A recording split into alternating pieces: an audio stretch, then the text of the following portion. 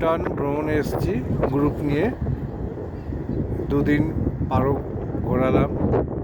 পারো চু চু মানে হচ্ছে ভুটানি ভাষায় নদী।